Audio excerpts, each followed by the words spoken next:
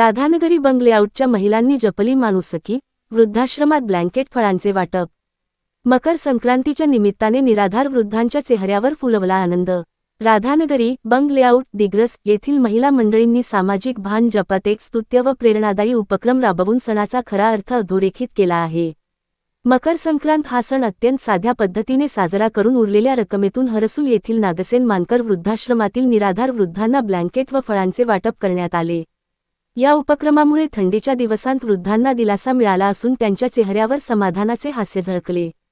सण समारंभांमध्ये होणारा अनावश्यक खर्च टाळून त्याच निधीतून गोरगरीब, गरजू व निराधार घटकांना उपयुक्त वस्तू देण्याचा आदर्श या महिला मंडळींनी समाजासमोर ठेवला आहे। या समाजोपयोगी उपक्रमामुळे दिग्रस शहरासह हरसूल गावातही सर्वत्र कौतुकाची चर्चा होत आहे।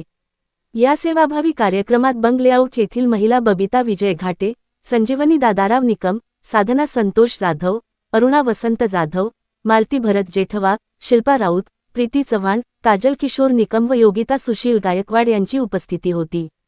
सर्व महिलांनी एकत्र येत सामाजिक बांधिलकी जपत हा उपक्रम यशस्वी केला। साधेपणा, सेवाभाव आणि माणुसकी यांचा सुरेख संगम असलेला हा उपक्रम अनेकांसाठी प्रेरणादायी ठरत असून अशा उपक्रमांमधून समाजात सकारात्मक परिवर्तन घडेल अशी अपेक्षा नागरिकांकडून व्यक्त होत आहे।